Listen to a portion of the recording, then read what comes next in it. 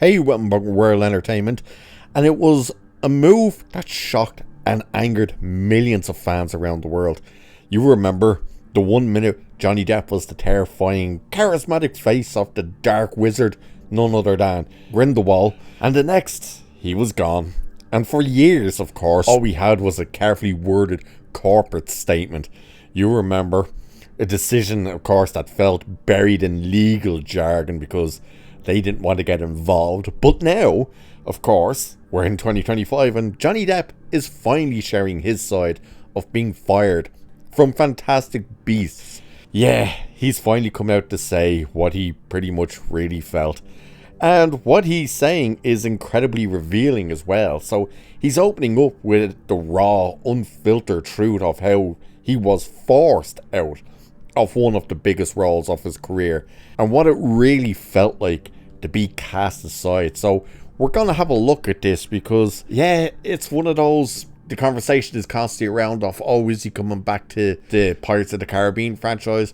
But of course, the Fantastic Beasts franchise is all but dead.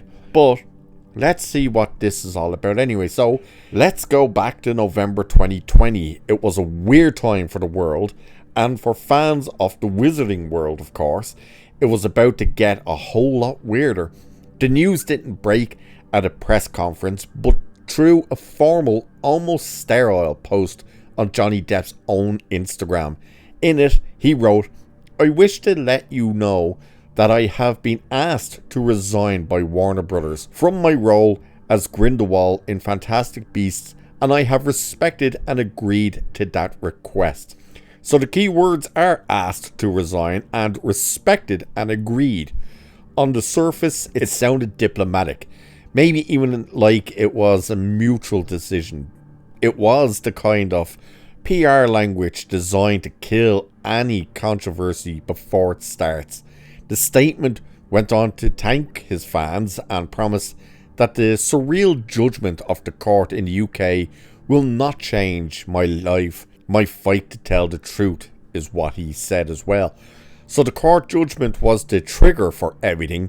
Depp had just lost his libel case against the British tabloid The Sun, which had labelled him a wife-beater. The court found the paper's claims were substantially true, and just days later, Warner Brothers made its move.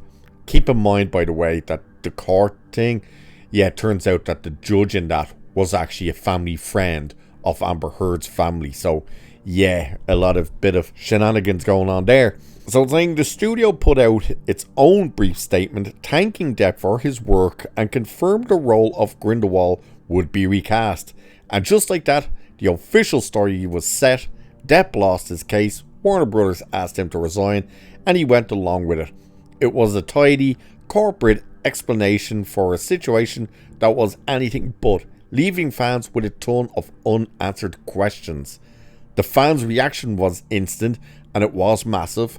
The hashtag Justice for Johnny Depp hashtag just exploded online.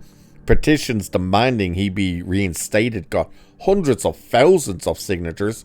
To many, the actor who defined so many iconic characters was being unfairly punished by a studio that seemed to be caving to public pressure and one court ruling.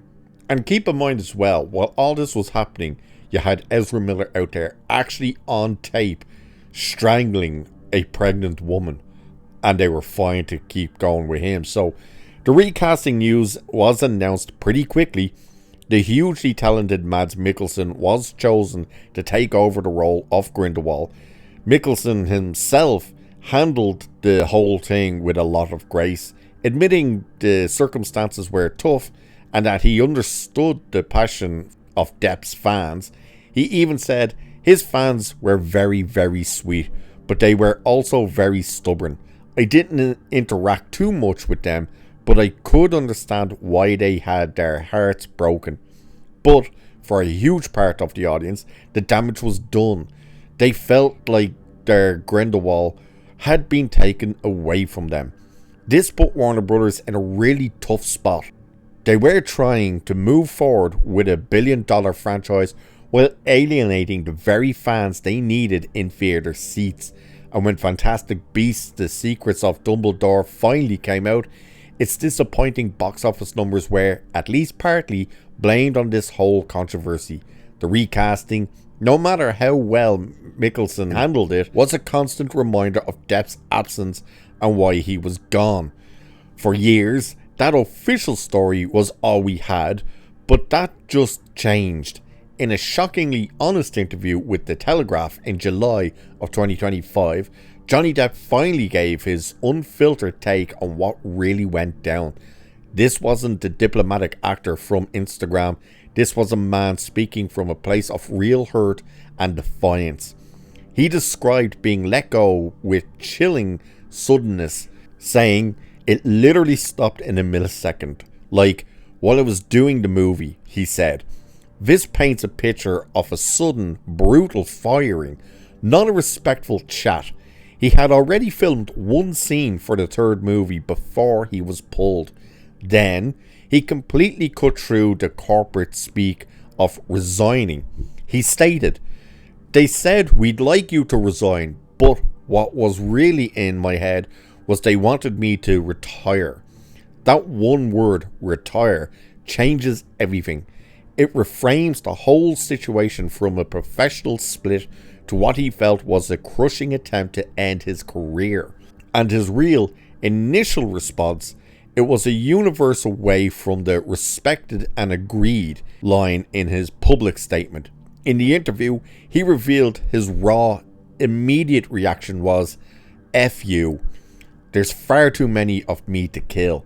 If you think you can hurt me more than I've already been hurt, you're gravely mistaken." So this is the heart of it. The pain, the anger, and the defiance. This wasn't a guy quietly accepting his fate. This was a fighter who felt betrayed but was absolutely not broken. He made it clear he wouldn't be defined by Hollywood's opinion, later adding, "Listen, they've said all kinds of things out there in the world about me, and it doesn't bother me. I'm not running for office." The difference between the polite 2020 statement and this raw testimony from 2025 is night and day. It shows the true personal cost of that decision and the strength he had to find to get through it. So, what does this all mean? Depp's new testimony really makes you look at the studio's actions again. Was it a principled stand? Or was it a cold, calculated business decision? The evidence seems to point to business. Here's a crucial fact that gets lost in all of this drama. Johnny Depp was reportedly paid his full salary for Fantastic Beasts 3, somewhere between $10 and $16 million, despite only filming one scene. This was because of something called a pay or play contract, which means he gets paid whether the movie gets made or not, and whether he's in it or not. And there's a lot of actors who really have that nowadays. So that financial detail, it tells you almost everything you need to know. It suggests Warner Brothers' main motivation wasn't morality but PR. They were legally on the hook to pay him, but in the UK court ruling had made him a public relations liability in their eyes anyway. So they paid his millions to go away quietly, hoping to manage the damage and protect the brand. That request and resign thing was basically a financially cushioned firing. It was damage control, basically. And again, you have to keep in mind, while all that was happening, Ezra Miller was out there strangling women on video. So the move set a strange precedent in Hollywood, where corporate decisions can be swayed by the volatile court of public opinion, sometimes even more than legal outcomes, especially when you think about the completely different verdict in his later US defamation trial.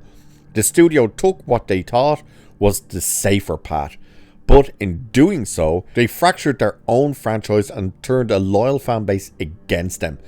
Depp's new, candid story pretty much confirms what many people suspected all along. This was about solving a PR problem, and he was the one left to deal with the personal fallout. Now, I want to bring this to you, of course, all of you.